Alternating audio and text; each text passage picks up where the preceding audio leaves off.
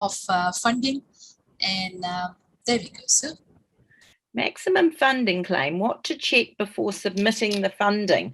Oh, that's quite a big and broad question there. Was there something in particular around, I mean, the maximum, when you say the maximum funding claim, what's your student management system is going to cap your funding at the maximum of your license for your funding subsidy, and on the basis of your 20 hours children that you have attested for. So are you, I mean, is the question about being concerned that you've overclaimed?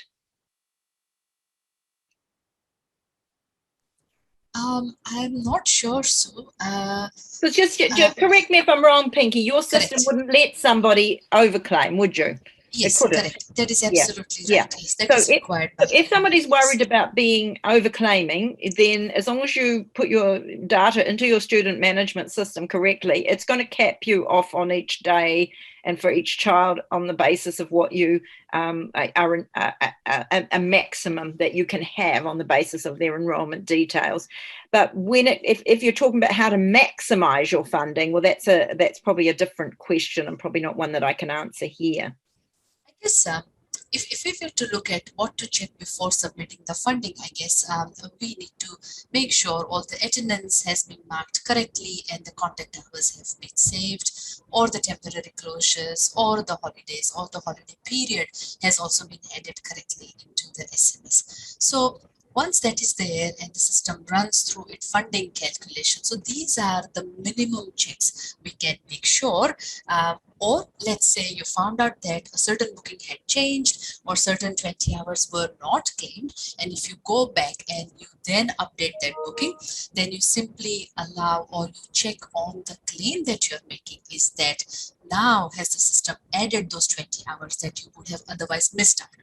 I guess that's what the meaning I'm taking from this question. So is that what are the checks they need to make sure, or they need to go through in order to make sure that at least they are submitting the correct figures according to the work that they have done.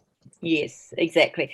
Well, obviously, it's the student management system is what's driving your funding claim. But what's driving what's in the student management system is what the data you're entering. And so Pinky is absolutely right there. So there's got to be that evidence to support that. So whatever you've got in the way of your, making sure that you've got the documentation to support the claim in relation to enrollment forms, attendance records, and that you have processed your frequent absence report every month and made any adjustments that you need to as a result of that you've had your reconfirmations done, though all of those things. So meeting the requirements of the record keeping requirements, because that's what ends up happening is your RS7 goes off to the ministry and they pay you, and then the funding auditor comes out and they say, right, you claimed X number of hundreds of hours of ECE funding broken into these categories, these age groups, and they work backwards from that. So if you claimed 100 hours of 20 hours funding on Friday last week, they're going to go and say, who makes up this 100 hours, which children? And then they're going to say, right, show me the paper records that go with these children. And the paper records are that enrollment form, including any changes and updates, as well as those attendance records that go with that. So that's the way the auditor works. They work backwards from your claim until they find that paperwork, and your job is to make sure that paperwork is squeaky clean. Okay, the next question around frequent absences due to cultural reasons. There are no special dispensations or any differences for the frequent absence rules. There's actually no, the frequent absence rules don't, dare I say it, care about the reason for the absence. The frequent absence rules simply say, was the child there or was the child not there? The only time there's a dispensation is if the child meets the criteria of an EC12, EC13, which is around their special health needs. So for whatever reason they're away, whether they're on holiday or whether it's a cultural reason or anything else, the frequent absence rules apply in exactly the same way. So it's not about the reason, it's really, did they breach the rules?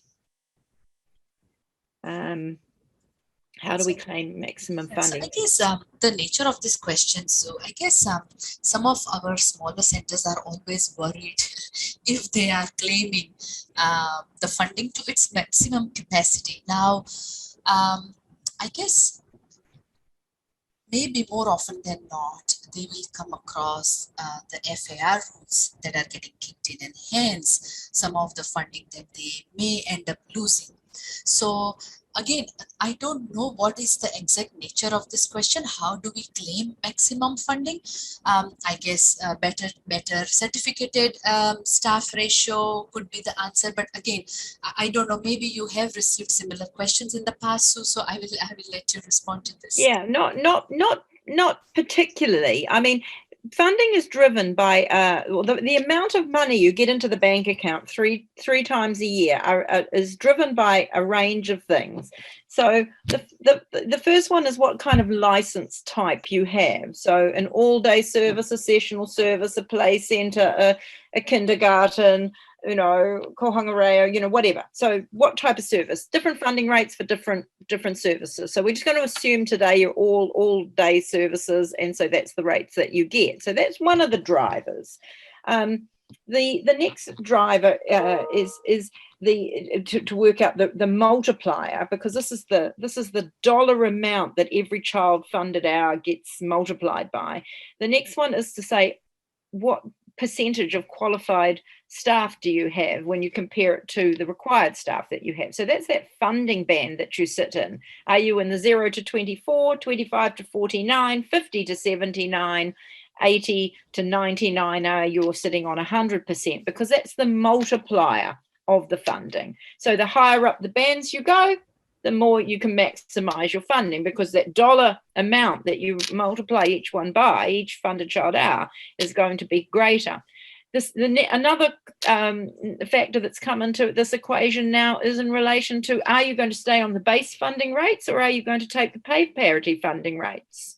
Now, the pay parity funding rates come with more tags, but they are higher. They are higher rates. So maximizing funding, if we're totally only talking about the funding, then pay parity rates are here and base funding rates are here. You will get more funded, a higher rate of funding if you go into pay parity. Okay, so that's going to sit there. So those, and then the next thing that affects the multiplier is how old is the child. So under twos have a higher rate of funding. 2-year-olds, poor little 2-year-olds, nobody, their rate is much lower. And then your 3, 4, and 5-year-olds that are getting 20 hours, they've got a higher rate. Okay, so those are the 4 factors that determine what the multiplier is. Okay, so if you're starting to go up in the hierarchy, all-day centres get this rate, sessional centres get lower. Okay, so all-day centre sitting here. More qualified staff, you're sitting on 100%, you're going to be getting more than somebody sitting on 50 to 79%. So further up you go there. That next factor around there, the pay parity versus the base funding rates. So pay parity is higher than base funding rates. And then finally, how old are those children? So if you have a whole bunch of 3, 4, and 5-year-olds, you're going to get more funding than if you have a bunch of 2-year-olds. But the trouble is, if you don't take them at 2, you might not get them at 3, 4, and 5. So, if you take those infants, they're going to turn 2 at some point, and there's going to be a 12-month period when they're on a lower funding rate. And we generally compensate for that in the fee structure. And then the other factor that works out your funding is, well, how many funded child hours have you got? Because all those first 4 things are the multiplier. How many dollars are you going to multiply the funding child hours by? And the funded child hours are simply, what are the enrolled children that you've got? So, you might look at your fee schedule and say, well, can we incentivize parents to be doing more hours? That could be a way. You could sort of say, well, at the moment we've got a whole bunch of children that maybe you have an hourly rate and you let children come and go whenever they feel like, and you've got a whole lot of children that do 4.5 hours a day or something like that.